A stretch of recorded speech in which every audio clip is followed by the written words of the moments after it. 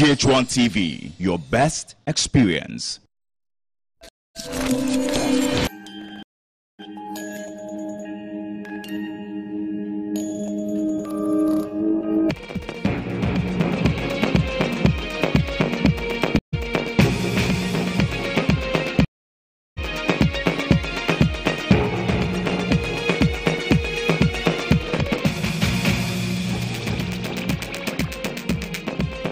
Hello there, good morning. Welcome. This is GHToday News. My name is Sewa. I'm here. Let's begin with our top stories. Malam traders send strong signal to demonstrate following the expiration of their 3-day ultimatum to Sanitation Minister to compensate them for the destruction of their goods. And some members of the NPP in the Amenfi East constituency of the Western region accusing the CEO of Kokobot, Joseph Boahini Edu, of bribery. And later in business, Talo Ghana has launched HR mentoring program to build the capacity of next generation HR practitioners. We have details of these stories and many more. Do stay with us.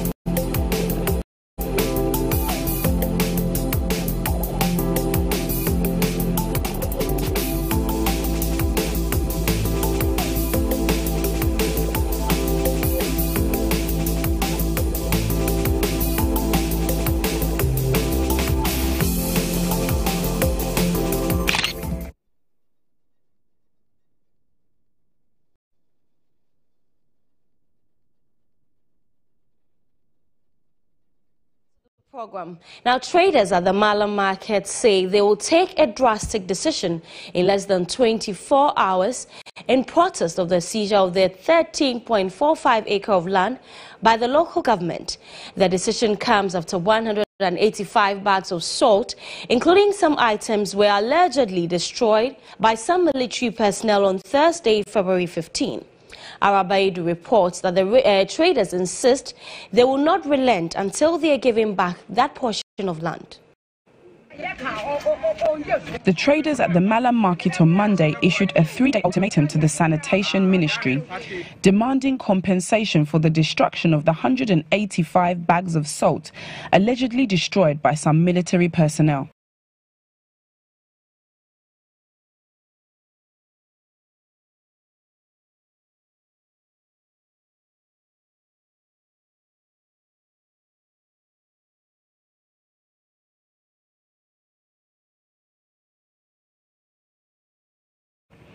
The 185 bags of salt is estimated at a cost of 18,500 cedis. The traders also demanded for an apology from one Captain Kunsen, alleged to have ordered the dastardly act. According to the traders, the 13.45 acres of land was acquired by them from one Kwate family at Bawi far back in 1982. That portion of land, which was a dumping site, according to the traders, is part of the Malam market. The livid traders accuse government of trying to take the land from them. What I'm saying, that land belongs to Malam Association. We have had the land from Kwate family. So the land belongs to us. It does not belong to anybody. Now the local government are aware of contract to commit construction. We can't be here, so we have to go there for the market to be built. We won't leave it. It's our property. Malam market traders' property. We have our documents and everything. We started the reclamation. First, we started it before the government sanitation minister came in. They cannot take over our land. Never. We won't allow it. Calm had returned to the area Tuesday when we revisited the site, but the traders sent a strong signal that they will not relent in their attempt to reclaim the 13.45 acres. The Traders Association said they will be meeting in less than 24 hours and a drastic decision will be taken in protest of the seizure of the land, as well as the destruction of their items. Relentless and anxious bonded unemployed graduate nurses continue to throng the Ministry of Health 2 days in a row to demand placement. Tuesday's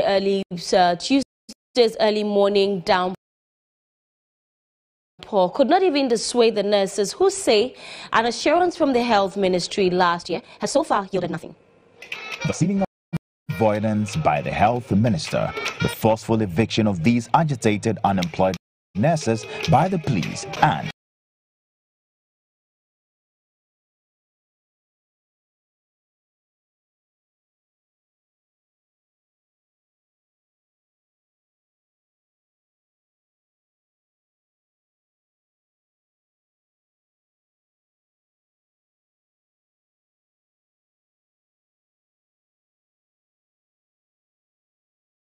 the heavy rains were simply not enough to discourage these frustrated nurses from their agenda. The aggrieved nurses, numbering about 100, pitched camp against the forecourt of the health ministry despite attempts by the police to send them off. They made resolute in their quest to get financial placement from the ministry. President of the Ghana Nurses and Midwifery Trainees Association, Batia Semi-Ula Santi, says their issues have been misrepresented since they finished school in 2016. The leadership of the association has not done enough, and the message from the leadership is not convincing. They brought a report to the public, and the report given to the public was totally different from the initial roadmap being ruled out by the Minister of Health and the President of the Republic. Because the initial roadmap was that this group of nurses will be employed by February and March of 2028. Following the actions by the police from the Accra Regional Operations, crusaded by the Chief Superintendent Kwesi Fori to evict the nurses on the premise of violating the public order law. The General Secretary of the coalition, Paul Insia, says the nurses remain committed and unperturbed with police attempts to eject them from the forecourt of the Ministry of Health. The commander said yesterday that he will make sure that today will never come around, but we are here. I am sure that since you media men are around, they can't come and reinforce on us unless we hear a tangible reason that today or to that we are going to be posted. If not, we are not moving an inch, no matter what the police officers do to us. The coalition is not against it, as I've interacted with them, and I've not seen them making an open statement saying that they are against government employing private nurses. What they are saying is that they want to know what is being done on their part, since they were being promised in February and March to be employed. The Ministry of Health appealed to the nurses to be patient as their clearance is worked on.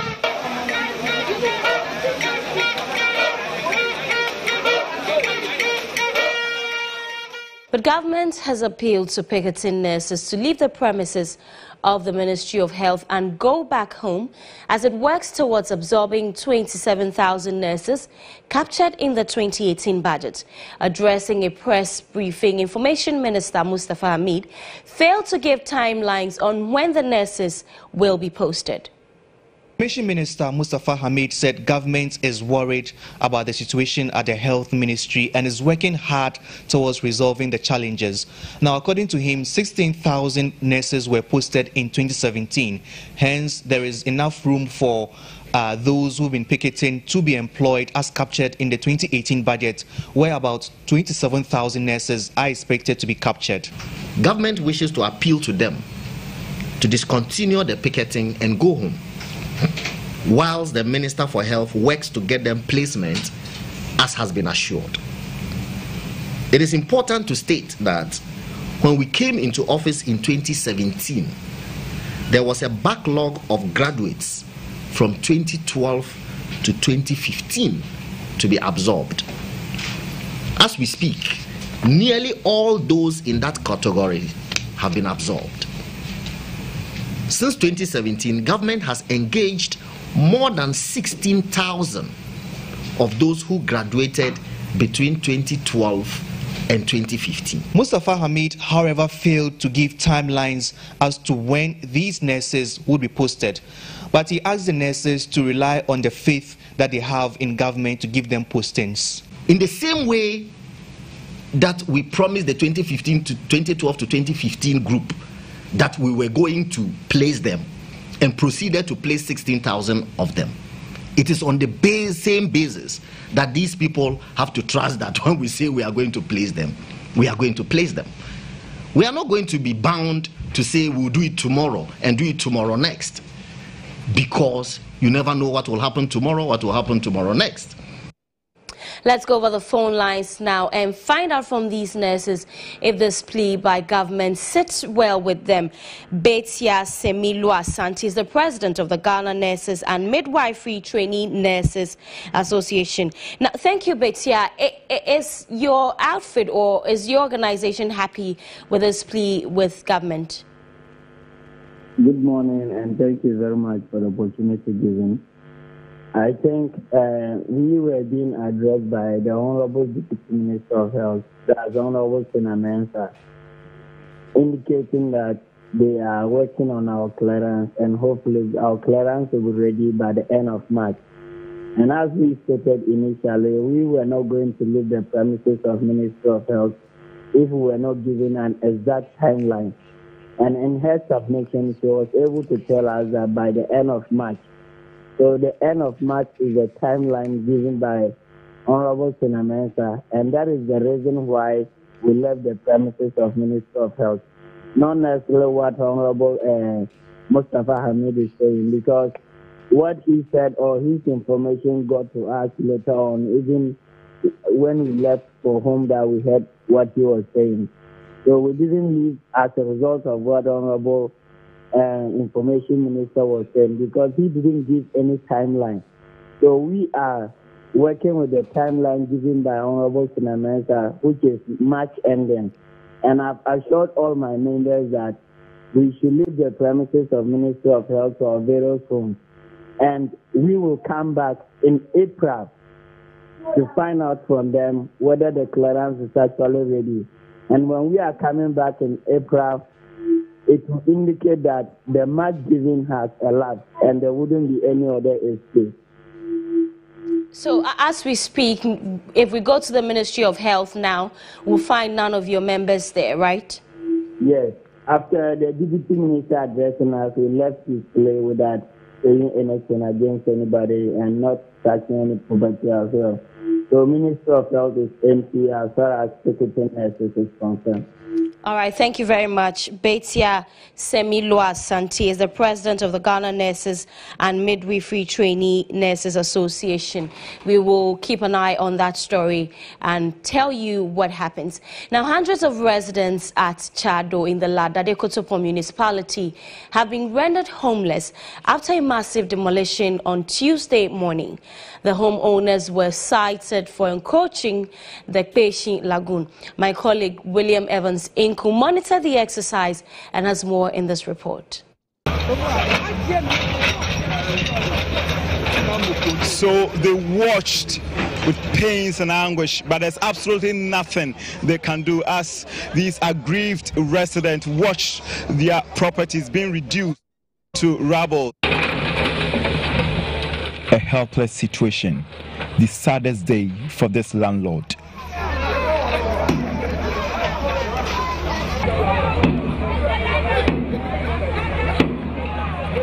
Almost a dozen houses have been demolished in an exercise which was conducted by the Ladade-Kotopo Municipal Assembly and heavily supervised by the police and military team, obviously to quell any interference. At this point, you have few minutes to move out your belongings or have them destroyed, saying the task force will not show any mercy. Some of the residents claim no notice was served them. An official from the Ladade-Kotopo Municipal Assembly won't confirm or deny the claim. You did not serve them notice, is that correct?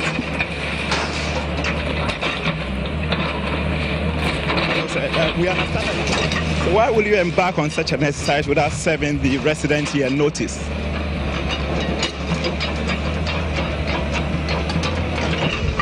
Do we know the number of structures that have been earmarked for demolition, sir? Okay, so he wouldn't speak to me. I've asked him about 3 questions, but he wouldn't react to any of them. Just to direct the bulldozer, bring down properties on this particular land. But one thing was clear. Some notices were served and explicitly scribbled on some of the buildings. The Peshi Lagoon is seriously encroached. The reason the local authority is demolishing these properties. But who sold the land to these people? The answer is better assassin or Hanmono. Oma Meto Surveyor, Omna Emma, a friend is saying, Omo Ton assassin or Hanum, area Hanmo, our area Hanmo. But on my etia says, for now, area Hanina paper beer news, apart from site plan, our mama. By then, so now, beer ni documents be covering the land here. But Alex, a staff at the La Trust office, the traditional owners, kept on contradicting himself as I engaged him. Since when did you know or notice that some people have taken over your land? You just said it this morning, just about 30 minutes ago. You didn't know that people were putting up structures that are visible structures you didn't know until today? We know people are building here. We are coming out with... You know that people are building here? Yeah, we are coming out with... You did not find out as to whether they have the needed document to build on this land? Not at all, because it is our office that gives documents. But the land belongs to you? Yeah, it belongs to the trust. So how come you were not so much interested in your land? We are here to... That is a question I want to find from you. Yeah, that is what I'm also saying, that we have to give you a document before you can build. A heartbreaking situation, but the Peshi Lagoon must also be protected. And the problem is that these residents have been offered a bad deal. Who caused this situation? The news team will continue to follow up until the questions are answered. William Evans Inkum, GH1 News, Chado. 500 Kenyan youth have been left stranded in Dubai in their quest to seek jobs. Their situation is as a result of failed arrangements with recruitment agencies to secure them jobs in the Gulf country. Government says it is tracking down recruitment agencies involved in this. It is also in talks with Consulate General in Dubai to help the stranded youth return to Ghana. Information Minister Mustafa Hamid addressed a press conference yesterday and spoke about this. Take a listen.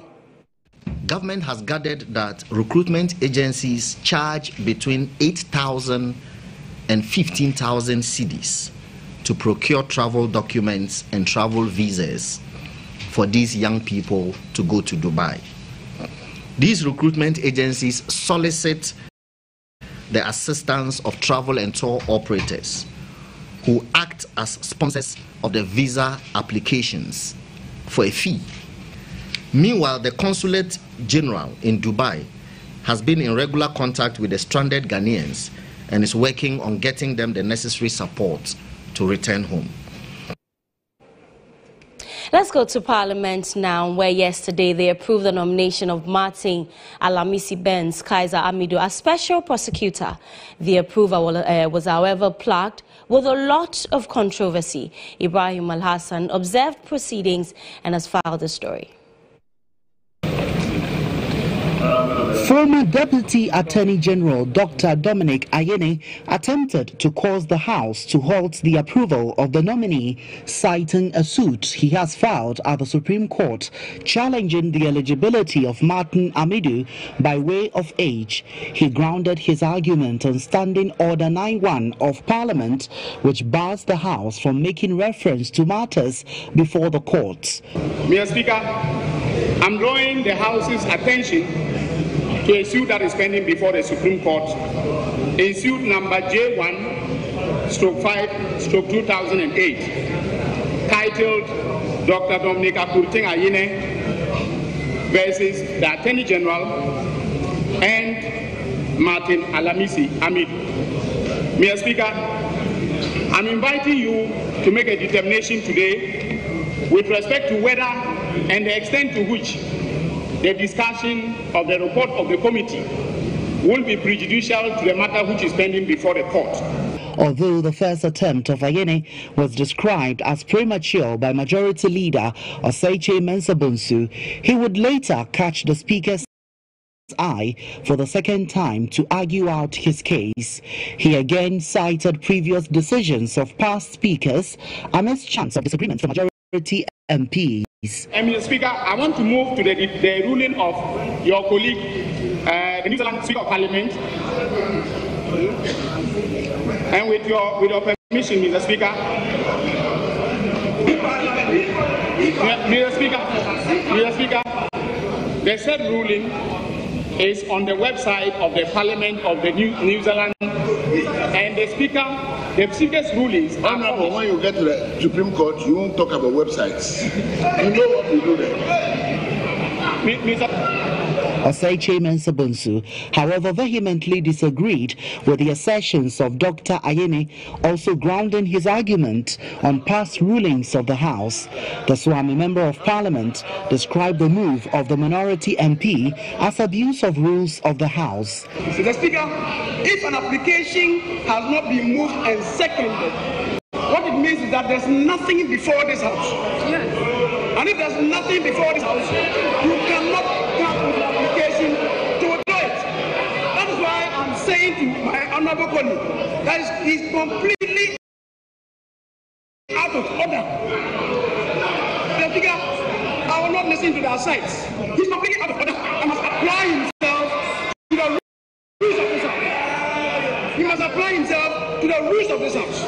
Speaker of Parliament, Professor Michael Quay, in giving his ruling, argued the mere filing of a writ at the court does not bar Parliament from discharging its constitutionally mandated duties. Professor Okwei consequently dismissed the plea of the former Deputy Attorney General. It is important to realize that when you want to put a case and you know the procedure for so doing by way of producing your authority at the appropriate time, then please prepare at home before you come to court or before you come to Parliament, so that you can really produce your authority in the manner that will be required by the Supreme Court. And this is a duty that any serious lawyer will tell you should be done. So please, this is misconceived, it is premature, it is incompetent procedurally.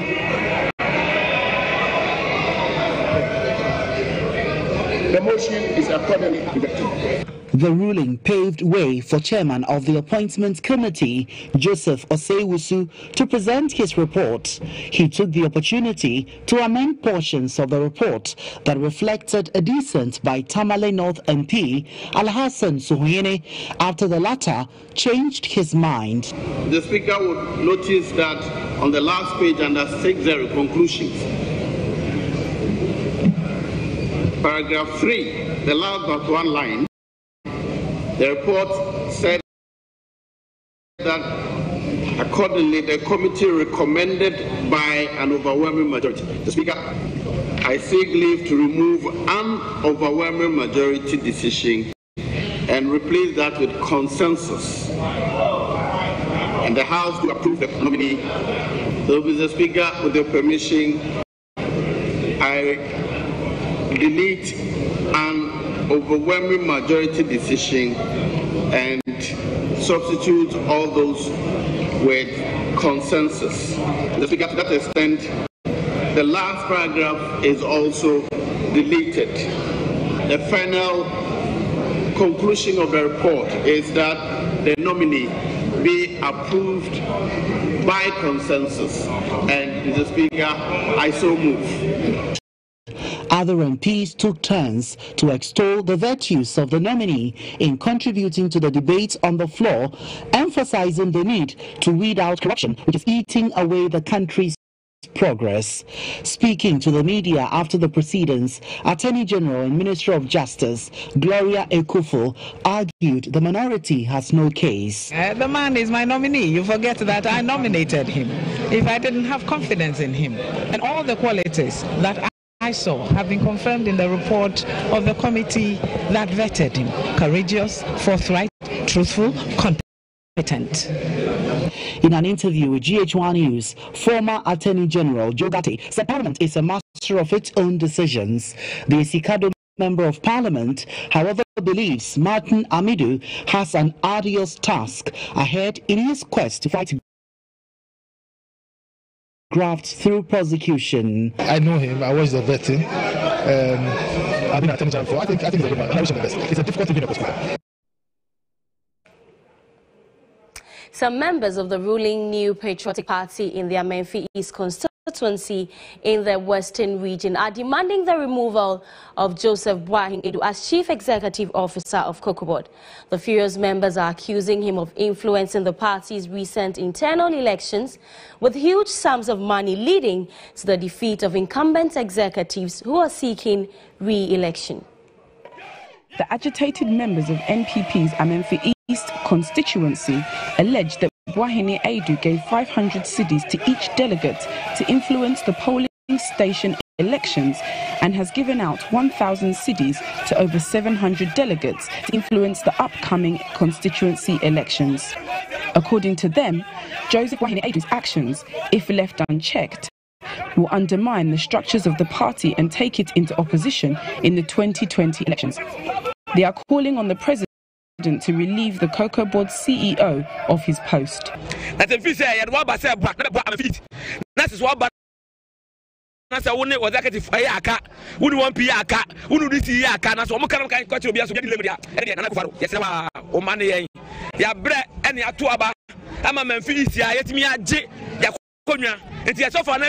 Party was saying, it is a good for no one can sign up a panadia party 2020 or make sure see a co-position. And yes, will be a power summer fear the Obiani. Efforts to reach the Chief Executive Officer of Cocoa Board, Joseph Bwahine Aidu, for a comment on this development have been unsuccessful.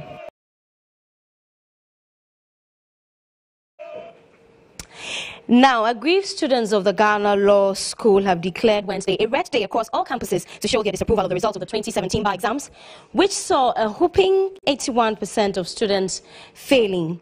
All law students are expected to wear red as a sign of protest against the disappointing results, which the Ghana Law School students SRC has described as injustice. The SRC executives and an agitated group of students are also expected to hold a press conference on Wednesday today at 1 p.m. at the Accra main campus of the law school on the matter and subsequently submit a petition to the appropriate authorities on the results. The SRC had rejected the results on Tuesday when it became public that only 91 students, representing 19% of the total students, passed the important exams that would allow them to be admitted into the hallowed profession. Of the 474 students who wrote the exams, a total of 206 are to repeat the entire course after failing their final bar exams. The SRC is convinced the results could not have been the true reflection of the exams written by students.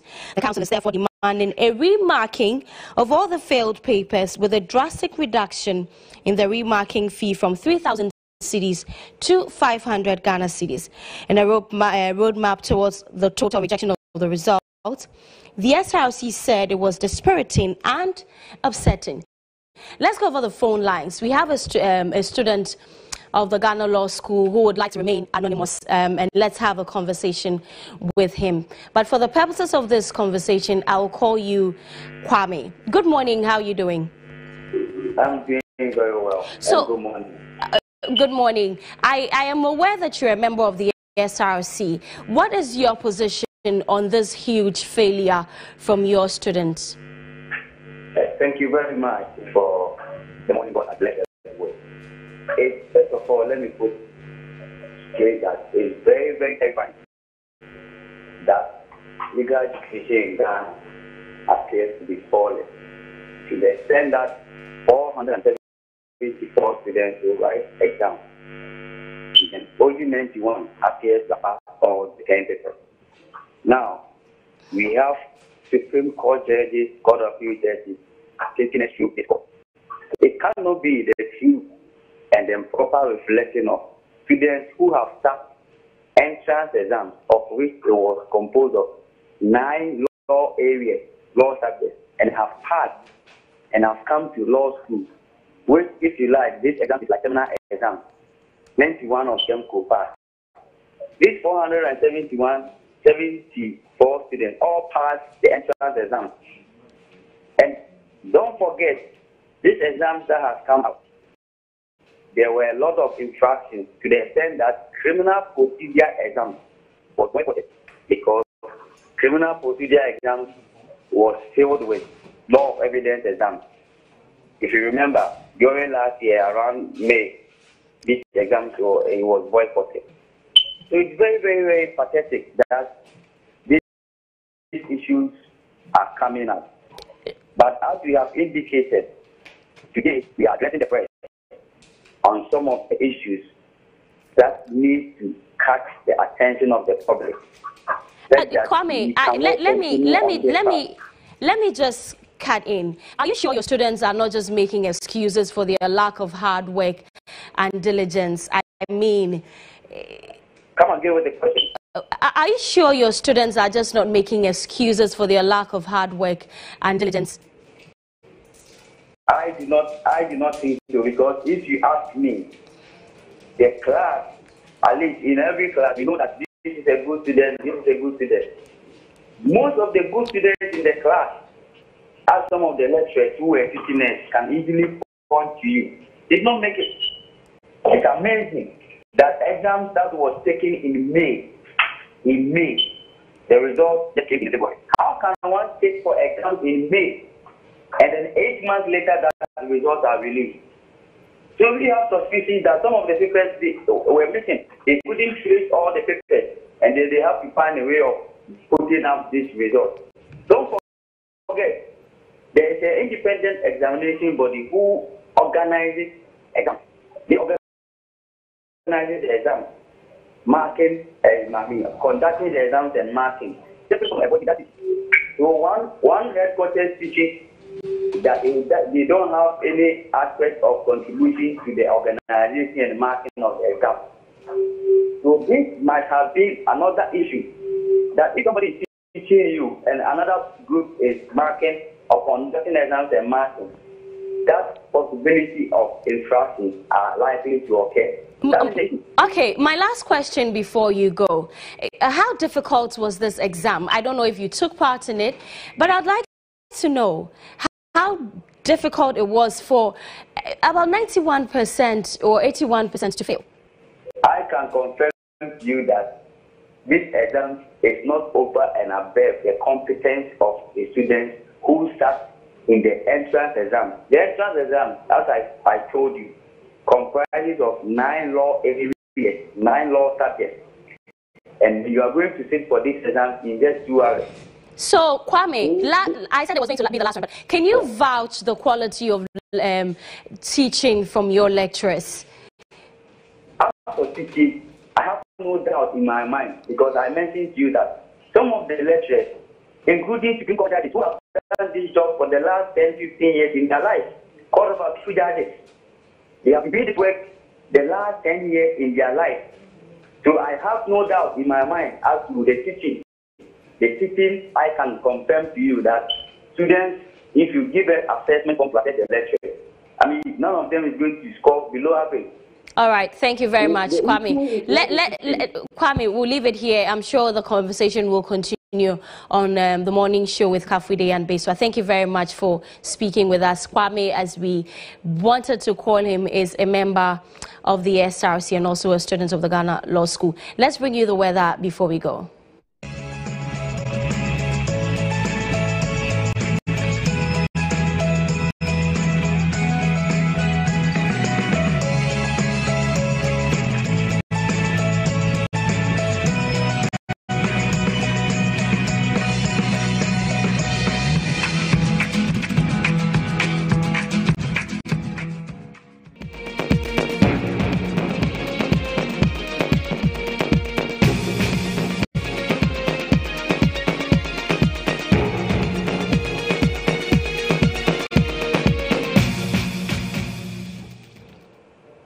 That's it for GH Today News. My name is Sewa Mia. Thank you very much for watching. The news team will be back at 11:30 with more news. But the show continues with Kafwide and Beswa. But Kafwide is with me here.